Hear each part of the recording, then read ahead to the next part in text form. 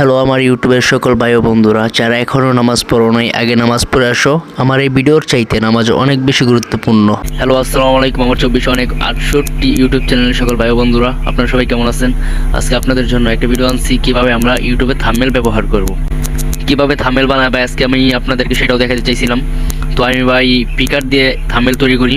তো থাম্বনেল তৈরি করার সময় আমি স্ক্রিন রেকর্ড চালু করে রাখছিলাম, তো ওই জায়গায় স্ক্রিন রেকর্ড শো করে না। ভাই ভিডিও করছি ঠিক আছে, কিন্তু আমার ভিডিওটা ব্ল্যাক কালার হয়ে গেছে, বুঝছেন? চলুন শুরু করা যাক। আমরা কীভাবে থাম্বনেল ব্যবহার করবো সেটাই এবার দেখবো আমরা সবাই। আপনার ফোনে যদি ইউটিউব স্টোরি না নামানো থাকে, আপনি ইউটিউব স্টোরি নামিয়ে নেবেন। নামানোর পর আপনি চলে যাবেন ইউটিউব স্টোরিতে। তারপর আপনি যে ভিডিওটা দেখতেছেন, আমি এখন আমার এই জায়গায় উপরের ভিডিওটাতে ওপরে 3 ডট নামে একটা অপশন আছে, ওই 3 ডটে ক্লিক করব। 3 ডটে ক্লিক করার পর চলে যাব এরকম একটা ইন্টারফেস। তারপর উপরে দেখতেছেন এডিট নামে একটা অপশন দেখতেছেন, ওই এডিটে ক্লিক করার পর ডাইন সাইডে দেখতে পারতেছেন একটা কলমের মতন একটা অপশন, ওই জায়গায় ক্লিক করার পর এরকম একটা ইন্টারফেস শো করবে।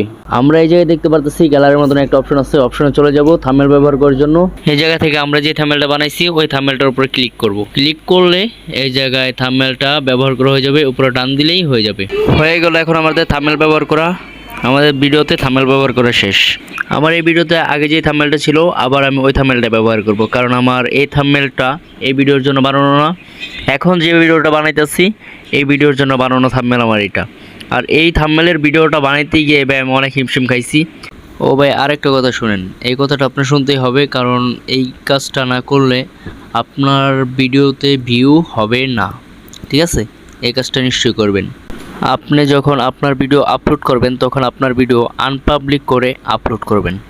পাবলিক করবেন যখন আপনার ডিসক্রিপশন লিখবেন, এরকম কি থাম্বনেল ব্যবহার করবেন, তখন আপনার ভিডিও পাবলিক করে তারপর এই জায়গা থেকে সেভ দিবেন। সেভ দিলেই আপনার ভিডিওটা তখন আবার নতুন করে পোস্ট হবে। আপনারা এই কাজটা নিশ্চয়ই করবেন, কারণ এই কাজটা আপনাদের অনেক অনেক অনেক উপকার করবে। থ্যাঙ্কস আপনাদের সবাইকে। আর আমি বারবার বলতেছি ভাই, আপনারা নিশ্চয়ই ভিডিওতে আপনার ডিসক্রিপশন ভালো করে লিখবেন। ডিসক্রিপশনে আপনার Facebook link, Facebook page link, আপনার যেগুলো ওয়েবসাইট আছে ওগুলো লিঙ্কগুলো দিবেন। দেওয়ার পর তারপর আপনার ভিডিও পোস্ট করবেন। এরকম কি আপনি কিছু ভালো ভালো হ্যাশট্যাগ ব্যবহার করবেন, hashtag. Thank you so much my all friends, wait for my new video. আমার নতুন ভিডিওর জন্য অপেক্ষা করবেন। আর আপনারা কোন ধরনের ভিডিও চান নিশ্চয়ই আমার কমেন্টে আপনারা জানাবেন। হ্যালো আমার ইউটিউবের সকল ভাই ও বন্ধুরা, যারা এখনও নামাজ পড়ো নাই আগে নামাজ পড়ে আসো। আমার এই ভিডিওর চাইতে নামাজ অনেক বেশি গুরুত্বপূর্ণ।